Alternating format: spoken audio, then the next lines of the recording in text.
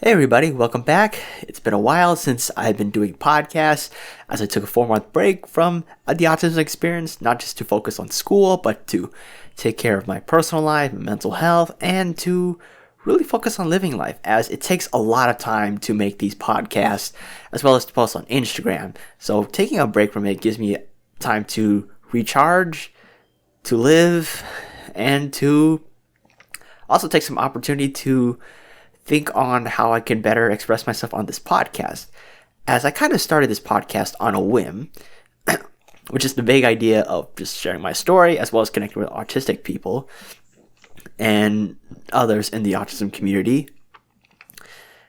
And so while I sort of knew what I was doing, I didn't have a vague idea of what the end goal was with this podcast.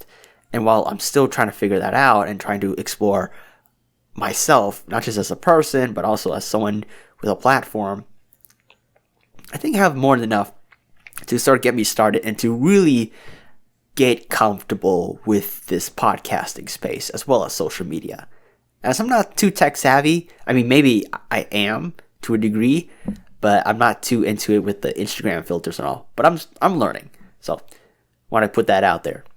All right, so anyway, now that I'm back, I thought I start out with some light topics and some things that I want to tell you all about myself, especially since it's been a while since I podcasted, so I'm a little rusty, so I'm going to keep this podcast a little bit shorter than I usually do. I'll do the general more longer form once I get more comfortable with this podcast, and especially for next year for sure, although that kind of depends on the content I'm talking about. But anyway, so today I want to talk about, I guess since it's the time for Christmas, with Christmas coming pretty close, I thought it would be appropriate to talk about some things I'm going to be doing for this holiday season now that I have a month off from school. Especially since I finished my last final last semester, and I just found out today that I passed all my classes, so it's pretty good. So I'm really happy, and all that hard work that I put into this class, which sometimes got me to stay up for a really long time, really did pay off. So I think it was nice that I took a 4-month break. Otherwise, it would be hard for me to juggle this podcast as well as just coursework. And not to mention that next semester, I want to get involved a lot more on campus. I have been talking to become a club officer for a club, which I can't tell you all right now, especially for those of you that are going to where I'm going for grad school, CSU East Bay, as there's still a lot of stuff I'm trying to work on, details, and just getting things done in general. But overall, despite my anticipated busyness for next semester, I think that I have a better sense of scheduling to the point where I can comfortably do podcasts while I'm focusing on school and just trying to maintain a healthy social life and taking care of myself at the same time. So anyhow, so for this Christmas, I want to go down a couple of things I'm going to be working on for this holiday season. And I'm not going to magically get everything done within 1 month. I think these are some goals that I've been meaning to achieve or make some progress with through this holiday season. As for the past couple of years, I've always been so addicted to studying, something that I talked about in my Instagram post, but if you haven't read it, that's okay. But yeah, just for a general review, I've been so obsessed with, kind of attached to school to the point where it consumed my everyday life. And while it's great to study and it's helpful, but sometimes I have a tendency to overstudy to the point where I neglect all my personal goals as well as my personal life and my mental health. And so this holiday season, I'm just gonna keep my hands off of schoolwork for that whole month. Other than the fact that I'm doing some occasional events with the school, but other than that, I'm not going to touch school. This is a time for me, and especially a time for me to achieve some of the following things I want to do. One is journaling. So for quite a while, what I hope to accomplish for this holiday season is to get more back into journaling a little bit more. As journaling to me has always been my go-to communication or my way of expressing myself, especially in moments where I'm alone and I need a way for me to put my thoughts down in a more coherent and organized manner. And it goes way back to even when I was a kid. As back when I was a kid, I would have I would sometimes write as a way for me to express myself. As when it comes to speaking, I sometimes have a difficulty with expressing myself when I'm in the middle of a conversation. As I think this is something that maybe some autistics might connect with, is that whenever I'm speaking, I tend to be a lot more nervous. My thoughts seem to be a lot more jumbled. And I feel as if I have to take a lot more time to unearth these thoughts. As sometimes I feel that there's a pressure to speak as fast as possible and to get your thoughts out as quickly as possible. Especially since conversations sometimes tend to flow in a very rapid and fluid pace. So if you take a second to pause, you might miss an opportunity to get your word in. And sometimes things move on, and sometimes I have a trouble just navigating conversations are just that dynamic. So I ended up being stage fright, and sometimes even forgetting what I'm saying in the middle of an open conversation, especially if I'm nervous or surrounded by a large group of people, or even people that are, I guess, very fast talkers. So sometimes it could feel a little bit tense for me to be in those situations.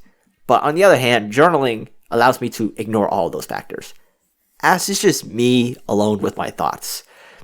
As when I write, I can express myself freely without judgment and without prejudice, and also get the time to really put out quality thoughts, as writing tends to be a lot more of a slower process, as you're kind of getting deep into the page and you're just writing out. And as you're writing out, your mind sort of it kind of helps focus your mind.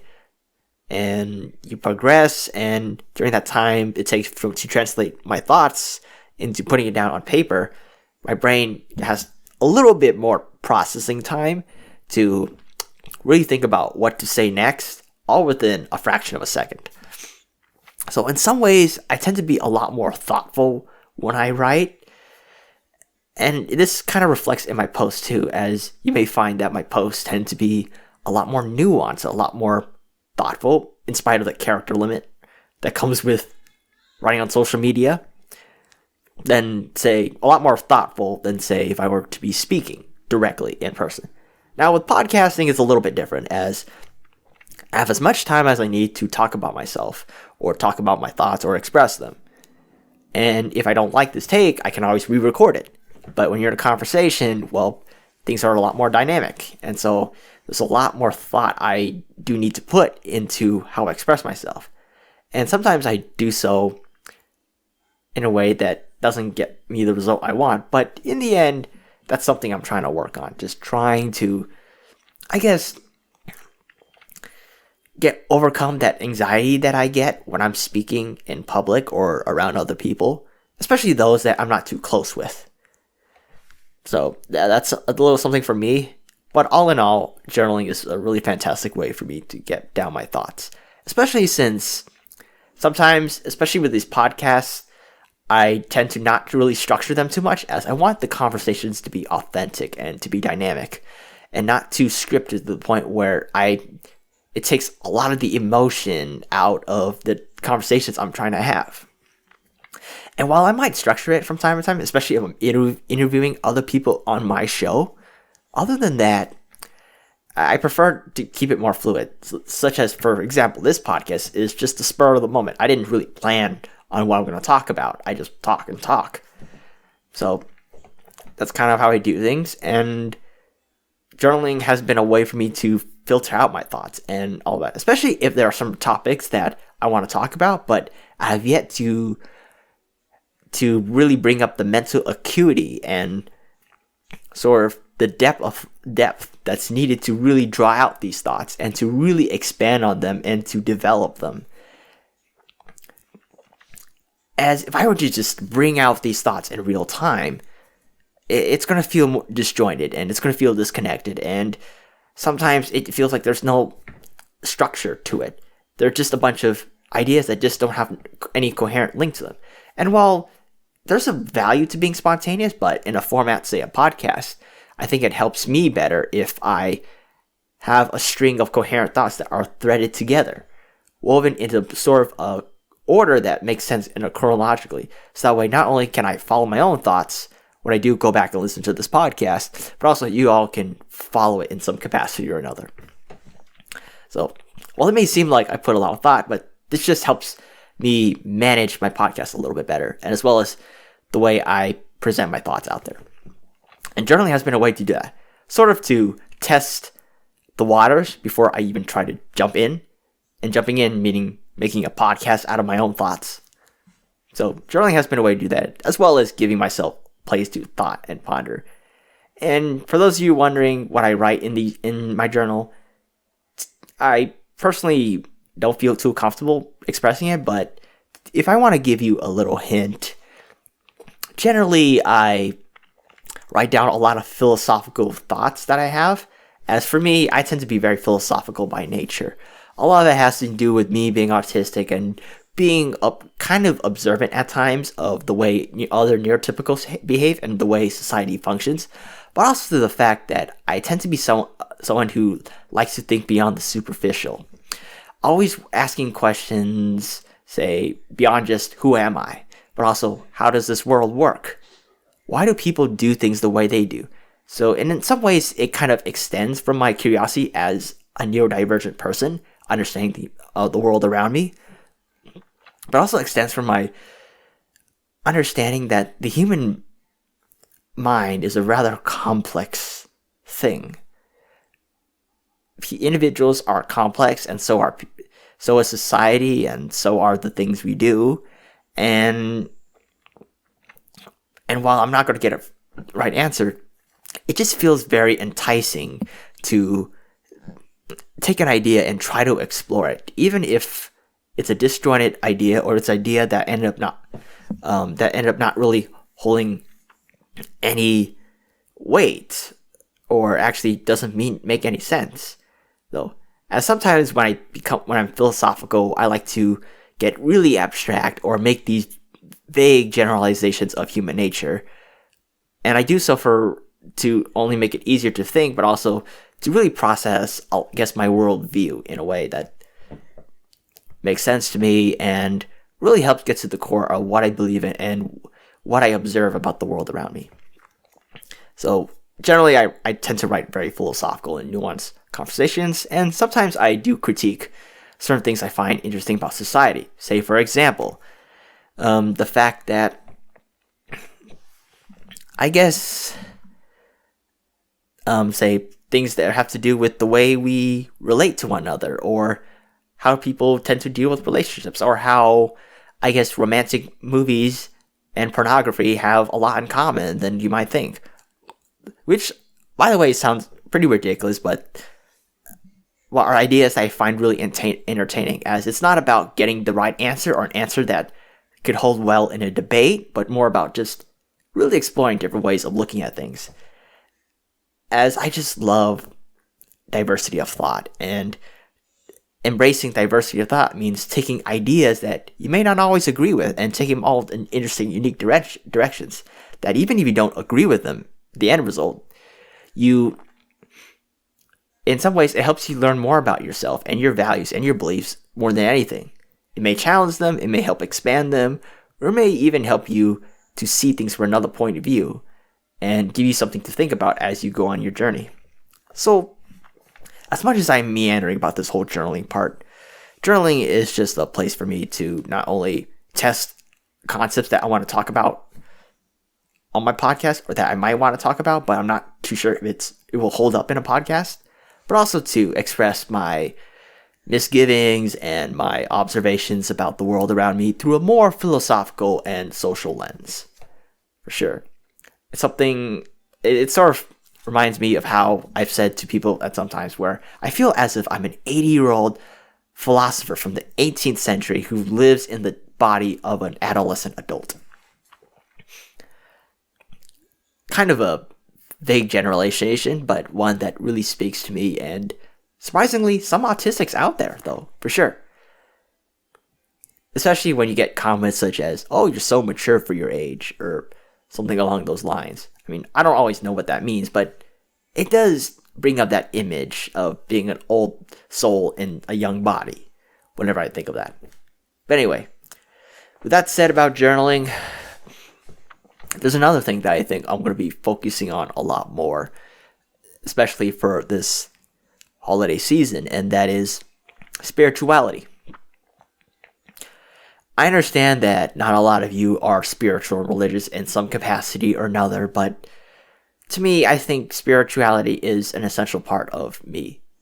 As while I'm not religious or I subscribe to a particular church or a set of beliefs, I do embrace a sense of belief in the spiritual or the metaphysical, anything that transcends this physical world that we all reside in. And my beliefs in that regard, it's hard to explain, as it's more of a feeling thing than a something that I can tangibly describe in words.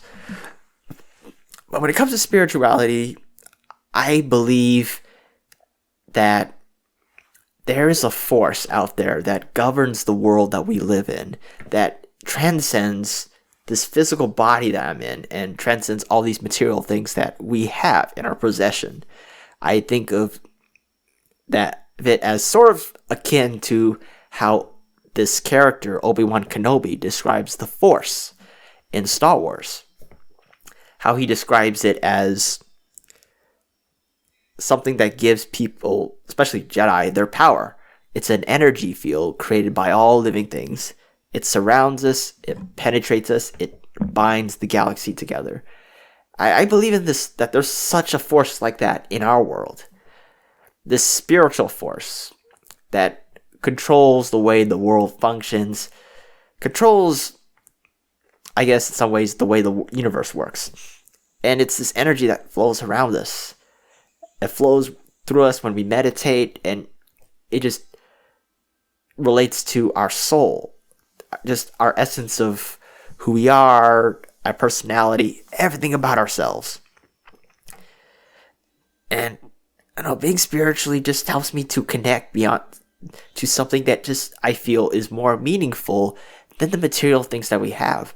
I mean, it's not that I have a problem with materialism. I mean, I do value some essence of materialism to a degree. I mean, I enjoy just food. I like to buy stuff sometimes, just for fun, without thinking. I mean, that's fine, but it's just that when it comes to just finding meaning in life, I like to look beyond just the material. As the material, I know for a fact that when I die, those things exist. I mean, this guitar right here, the idea of a guitar is not going to go away when I die. It's still going to be here. Because a guitar can be replaced. It's replaceable. But people, individual people, they are not. As while you might find some similarities between two different people, they both have unique stories and a unique set of memories and go through a unique set of circumstances that help to shape and define who they are. And it's that uniqueness that sets one person apart from each other, even if they have a bunch of obvious similarities. And it's why I value human life so dearly, is because of that uniqueness that I believe gives life its meaning, its joy, its beauty. And part of living a fulfilling life is just not just working on yourself and taking responsibility and working to live your best, but also to explore, to see beyond your walls, to learn and grow, to get closer to other people, and all of that. Because this is it's a lifetime experience. I mean, you only live once. You only get one life to experience all the beauty there is in the world. And part of living fulfilling is just to let loose and experience every bit of it. Even if you don't feel comfortable around him, but it helps to know. And being spiritual allows me to sort of really experience that that in a way that is fulfilling, gives me purpose, and motivates me to do better and be a better person. Sometimes through the conception of a God. I mean, I do believe in a God, which is kind of unusual for a spiritual person, but I do believe in some semblance of a higher power that dictates and commands and loves all of us and creates all of us, which is unusual. I think it kind of speaks to the fact that my dad's side is Catholic and then my mom's side is more Buddhist, so I think it's kind of a fusion of all of that, despite me not subscribing to a particular church or a particular organized religion.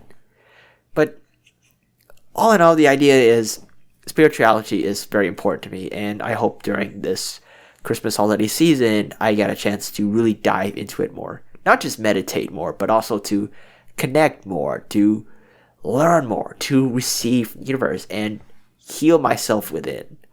Not just through material comfort, but through means that are beyond this world, and something that I hope to do, and it's something that I hope to kind of work on moving forward, even beyond this holiday season. All right. That said, last of all, we've got connecting with people.